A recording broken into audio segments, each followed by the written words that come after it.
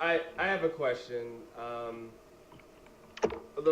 little bit off them a little bit, the family and their decisions and stuff. But and Glenn, I want you to start. How does this affect other creators? What's the buzz? What are people feeling? How's it affecting everybody else? Because everyone's so interested in this because, I mean, again, this could set a precedent for, well, could have been huge for a community of creative people. Absolutely. Yeah. It's for them to strike up their own claim. As we said before, I think the Kirbys have just looked after the Kirbys, and you can't really argue with that. You can't blame them for doing that. Like I said, why should they take everybody else's argument with them? I'm not saying that's right. I'm not saying it's wrong. I'm just saying maybe that's their channel of thought, because obviously we don't know. Right. Yeah, I think everybody is cutting the Kirby slack. I mean, we all know that it was paramount on Kirby's mind himself, providing for his family. So I don't think anybody's criticizing the Kirbys for taking the money and running theoretically. Right. And I think we probably all would have done it had we been in that position. I'm sure Athena Finger, if she was in that position, would have gone for the settlement. And face it, the companies know that. When you dangle that much money in front of somebody, most people take the money. It takes a Steve Ditko to have those ironclad principles to say no to Sony. I don't accept your money.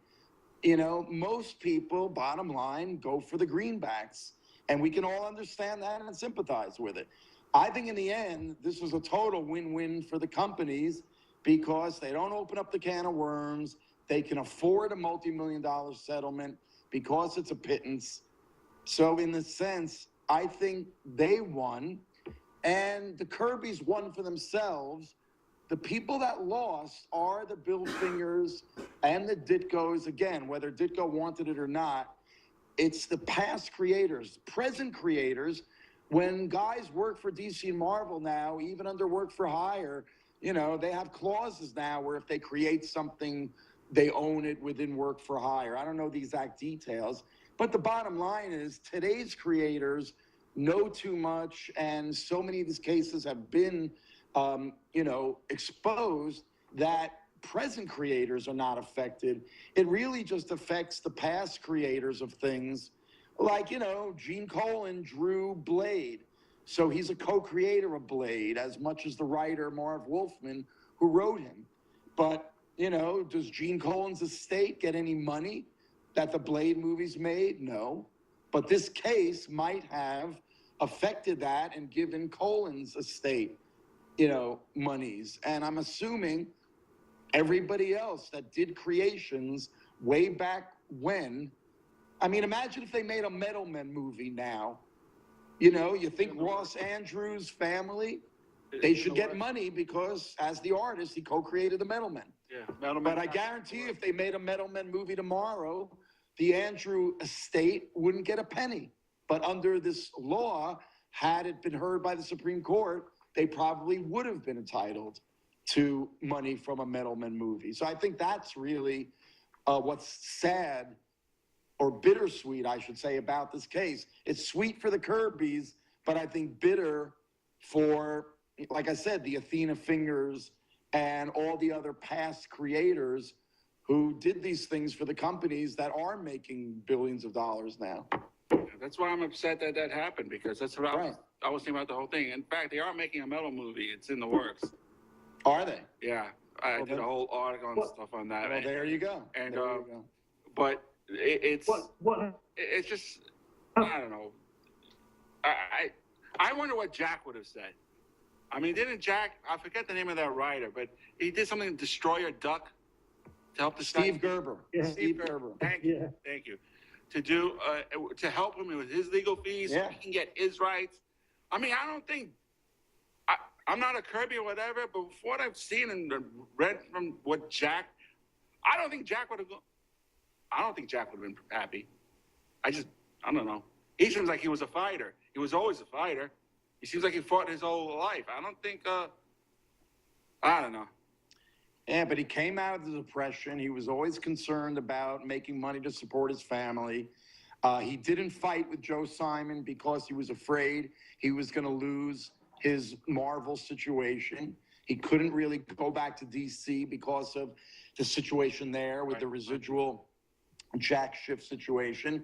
And I think as Kirby got older, I think Kirby would have gone for the money and not fought the companies. And I think that's what his family did. I think they were tired from years of litigation, and they saw those millions of dollars, we're assuming, and they said, hey. So close. They got so close.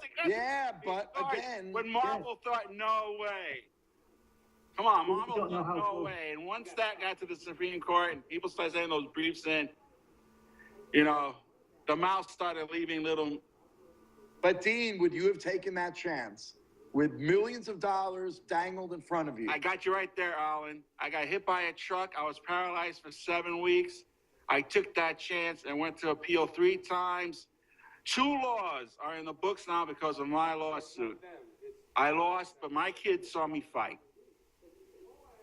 So that was my. See, hear my daughter? Freak, yeah. Well, but that meaning, was my moment in my. Well, meaning they dangled a financial settlement and you refused? Yeah, I did. I did. And then you ended up losing. Well, I think that's a chance the Kirby family didn't want to take. Yeah, but otherwise, no. Because I stuck it to them. Well. What does that have to do with slapping the hell out of a chick? Glenn. What happened with that? I didn't hear. Speaking of Rocky, I got the eye of the tiger there again. Yeah, I'm seeing that. I lost your picture. Ironic you bring that up. I actually saw one of the actors at a restaurant the other day. Totally random. What, a tiger? You couldn't talk to him, get him on the show. Next one.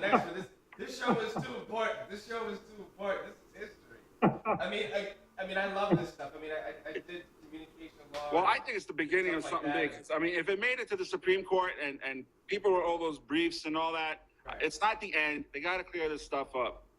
Right. But like Arlen said, going forward, the new guys, all right, I'm sure the contracts are all set up where they don't go through this stuff. Right. You know? Yeah, they're either so ironclad that the new artists are screwed completely. Like a situation where, you know too much. You see it in music too. Oh, this person knows too much. We're not even going to deal with them because we can't screw them over. Or, they're in la la and they don't know it all. But I think there's something very interesting that needs to be said. When some people sign some of these contracts, whether it's 50 years ago, 30, whatever it is, they didn't think there would be these blockbusters, these cartoons, the merchandising. I mean, it's like a whole nother world that people never dreamed. But even then, I mean, those things were ways to promote the comic books. Now comic books are just something extra to promote the huge film. Right. So it's a totally different mentality, totally different system. It's all about the blockbuster and merchandising. This is stuff that no one ever dreamed of. But Michael, the irony is that's one of the reasons why Ditko left Marvel. Right. Was because he had been verbally promised monies on things like Spider-Man in the early years if they became successful. Wow. And when in the mid-'60s it started to become successful and Ditko started to see some of the merchandising being done, that is supposedly one of the reasons why he left. I know there were other reasons having to do with plotting and getting credit and all that stuff. But again, in the mid-'60s, when the Silver Age characters started to make, these outside monies, that is the beginning of our current, licensing of superheroes that was never done before the mid-'60s, really. So, other than, of course, Superman and the big guns. Right. But, that is the irony, is that's exactly why, Ditko left Marvel. So... Glenn, the copyright laws in UK, they gotta be better than this, no? But I better not. No. I don't No, know. same thing. Yeah. They're a mess there too, huh? Money, you see. It's all about money, and the big guys get the money, and that's just history. Yeah, well, I always root for the little guy. It always will. Oh, mercy. You know, imagine how much the Beatles would have made if they'd have had a good deal.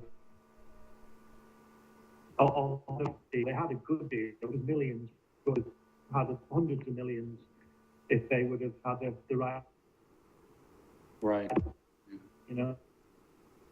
There's probably never going to be anybody like the Beatles or Kirby again, so it won't really apply. Right. Which is sad, but very true. Those days are gone. Yeah. The artist today can cut his deal, but he's not going to be the Beatles, is he? He's not going to be Kirby, so. Right. You know. But that happens.